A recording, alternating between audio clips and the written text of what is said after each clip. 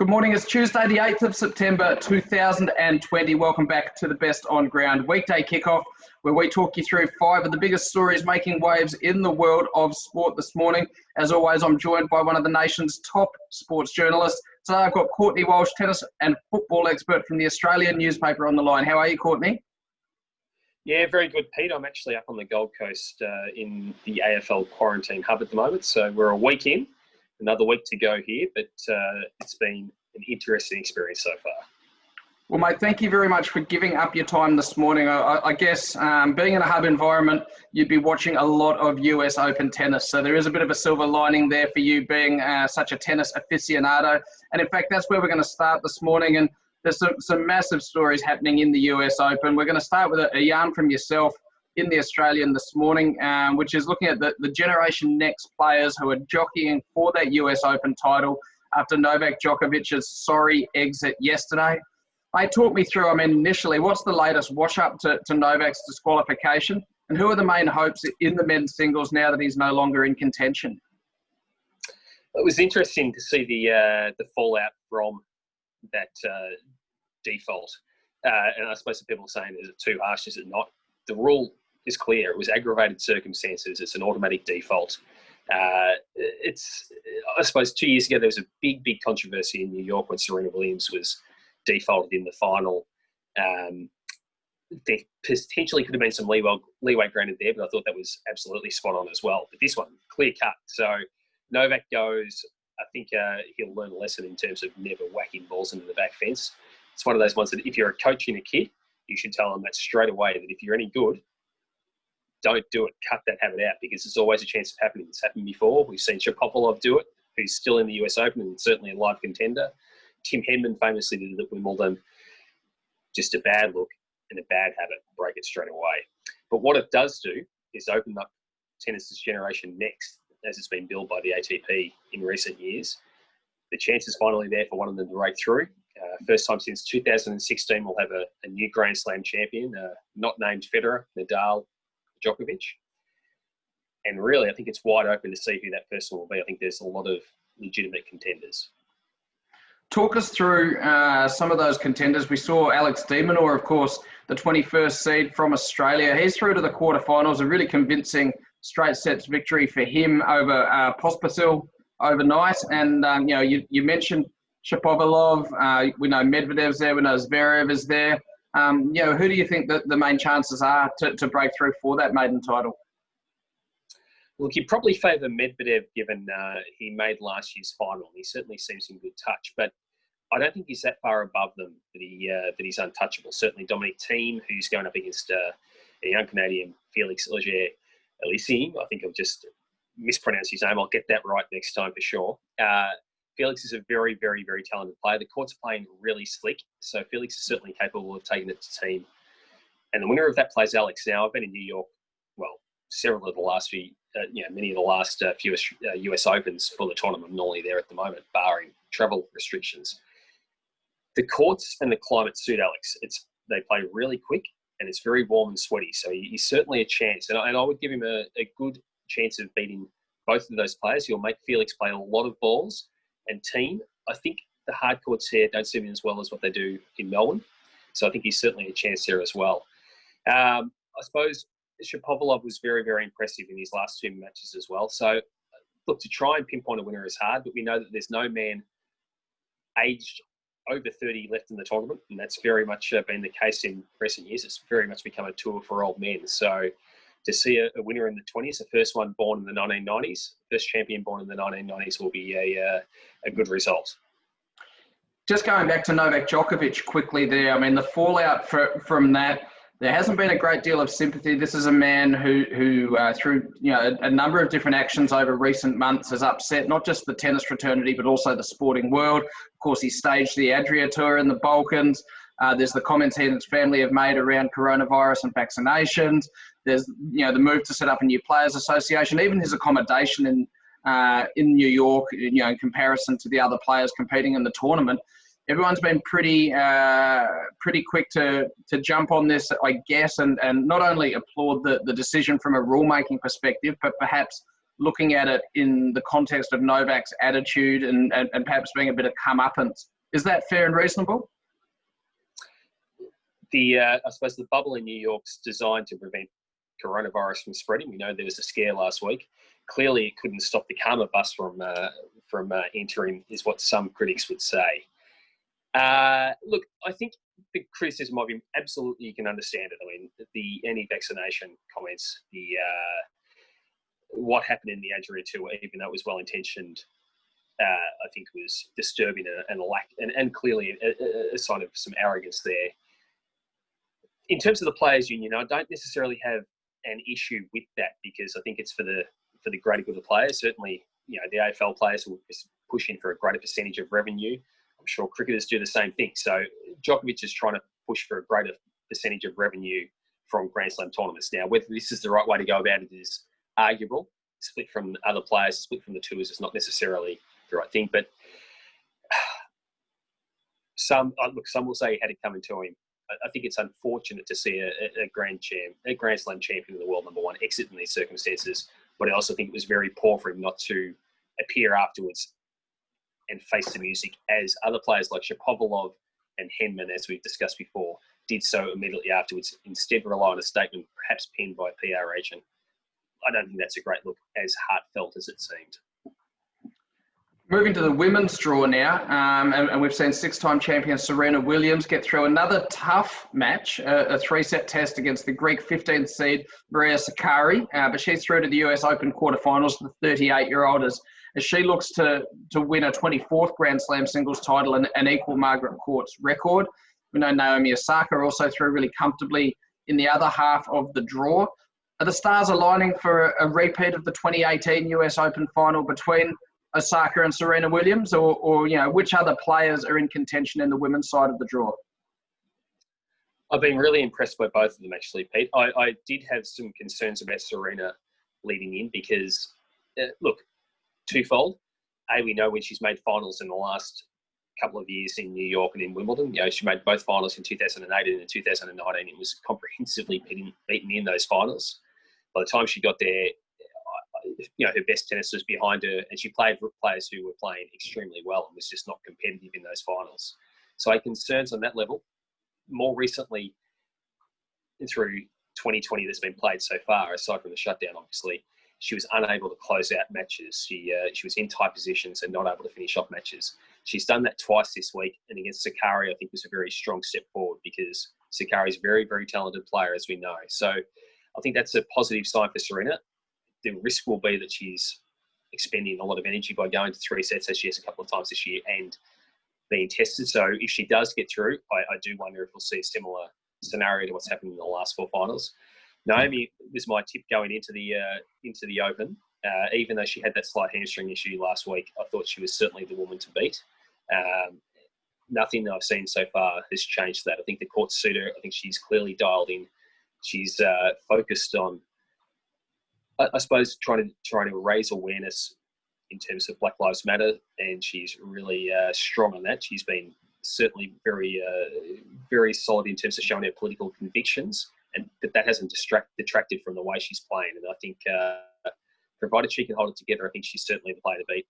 It would be great to see Williams play her next match against Pironkova, another mother who hasn't played a Grand Slam since 2017. To see her through to a quarterfinal, I think it's just a great thing. And we're seeing more mothers on tour. So clearly it's becoming easier for women to go and, not saying easy, but certainly becoming a little smoother for women to go and have children and then come back to the tour. And I think that can only be a benefit because we've now got quite a few players on tour, including Azarenka, who's been in great form, certainly rebounded to her best last week in Cincinnati and is again in good form this week. It's good to see that there's some, it'll help some of the big names stay around for longer if that can occur. That's exactly what we want, the stars of the game playing for as long as they can. We move to the AFL now, and the Melbourne Demons, pretty disappointing few days for them up in tropical North Queensland. Of course, they lost to the Sydney Swans 4 days ago, and then last night coming up short against the Fremantle Dockers. Two teams not in finals contention, and I guess you can almost add the Demons to that list themselves now because they stay outside of the top 8. They need to beat GWS and Essendon on the run home and have results go their way if they're to play finals this year. It was a pretty deplorable performance from the Demons last night. The conditions were extremely hard, but I think Fremantle's lack of accuracy in front of goal kept the D's in that contest longer than they particularly deserved. On paper, we see a number of superstars in that Melbourne team, but they're just not putting it together. And really, since playing a preliminary final in 2018, we've seen very little to like about the D's. Are they simply a team of individuals, Courtney? And where to from here for the Melbourne Football Club? I did like the line from Jordan Gerrans and Sam Landsberger in the Herald Sun today. So most Victorians at the moment and during every winter would love an escape to Palm Cove or to Cairns. Far North Queensland's paradise, but for Melbourne, it's turned into a nightmare, a hellish nightmare. Season gone with 2 bad losses in 5 days. We know this season that clubs can struggle to back up. These things are not unusual. And the one out I would give Melbourne is that they've been, well, like the Leyland brothers, basically. They've played everywhere, all over Australia this year. Alice Springs, Perth, Adelaide, Melbourne, Gold Coast, Cairns, Brisbane. It's been a hell of a sort of a trip. That's the only out I can give them, though, because the last 2 matches have been contention for the finals, and then to get beaten by teams in the lower rungs of the ladder. It's really inexcusable. It's certainly not what you want to see. 12 and 25 since reaching that preliminary final in 2018. You say they're selfish. I'm not so sure they're selfish, but certainly they're not gelling, and the inconsistency of some of their best players is frustrating. Last night's conditions probably didn't suit.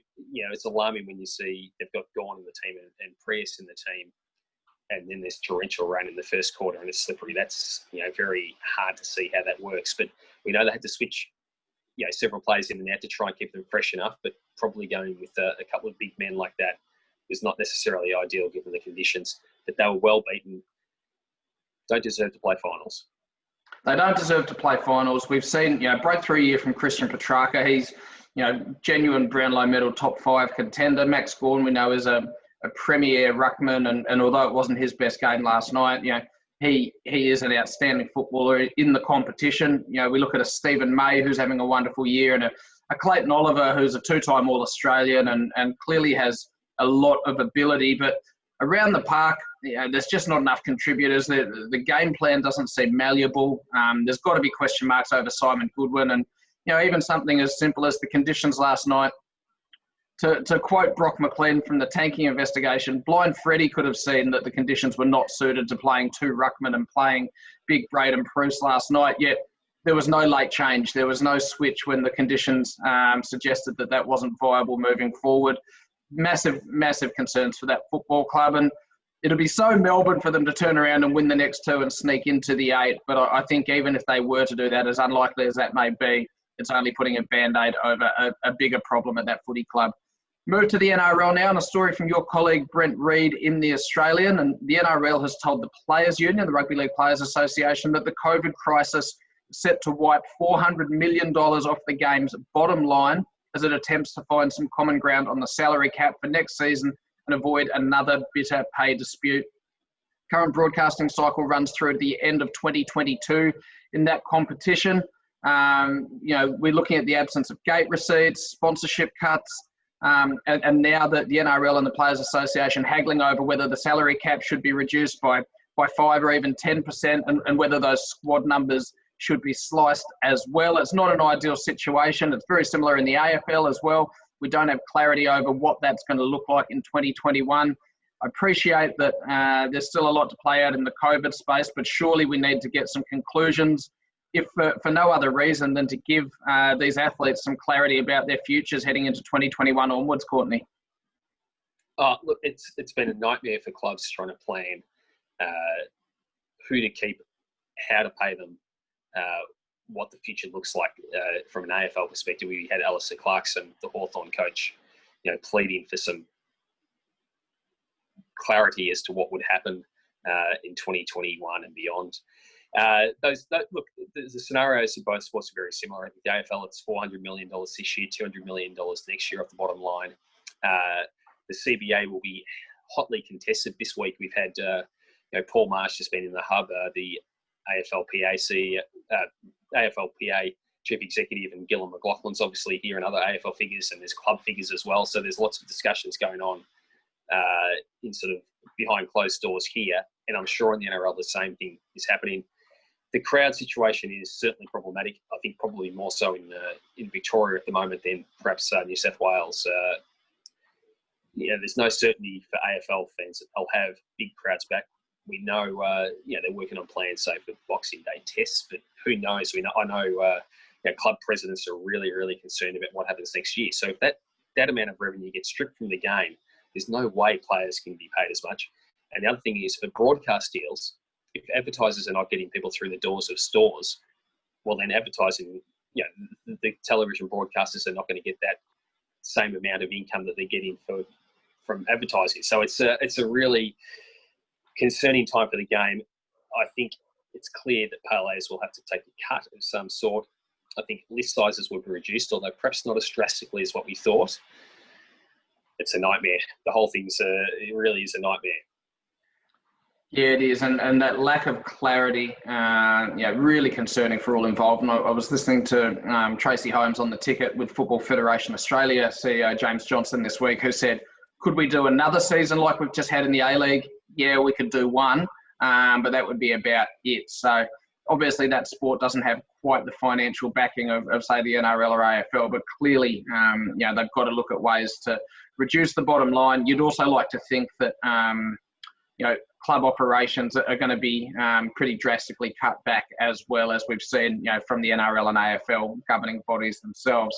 Our final story today, and you referenced it briefly there, Courtney, it's Cricket Australia refusing to give up on the hope of having the Boxing Day test at the MCG this year and having a socially distanced crowd in the vicinity of 20 to 30,000 people per day attending the Melbourne Cricket Ground as Australia hosts India.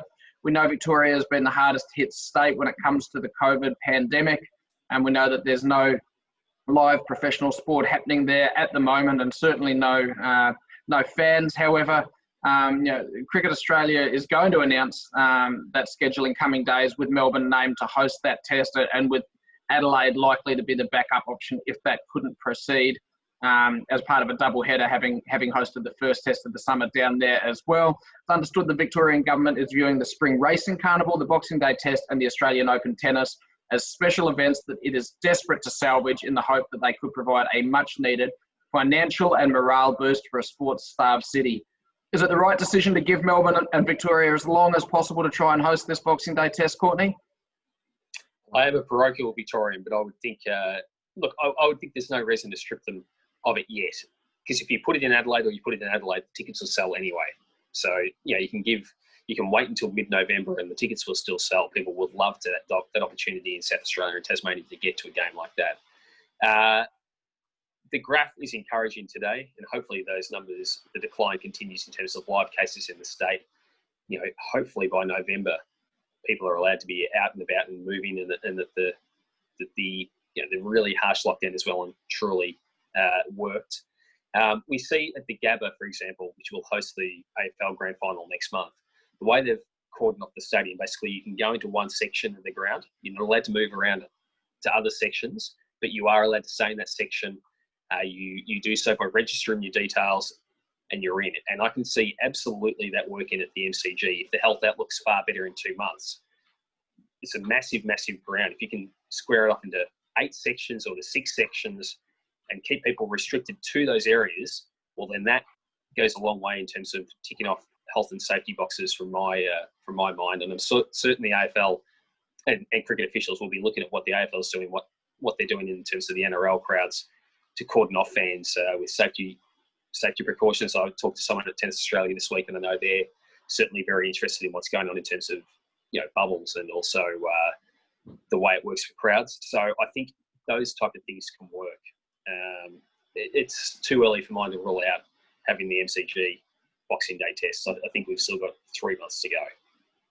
Yeah, for what it's worth, I completely agree with you. Victoria, an extremely tough time for our friends down in Victoria as things currently stand, and no need to make a decision super quickly on this one. Let's see how it plays out. That's obviously an iconic Melbourne event, and we'd love to see the Boxing Day test against the Indians. And we know Melbourne's got a huge Indian population as well, so it'd be great to be able to welcome a lot of them to be able to attend a socially distanced test match there as well. We'll keep the fingers crossed on that one. Courtney, fantastic to have you in the show. Thank you for giving up your time this morning. And would you believe we've got your boss tomorrow, Wally Mason, the sports editor of The Australian, coming on, which will be fantastic. Make sure you put in your good word for me. I will indeed. Courtney Walsh, thank you so much for coming on the show. As I say, you've been watching the best on ground weekday kickoff. We'll see you again tomorrow. Cheers.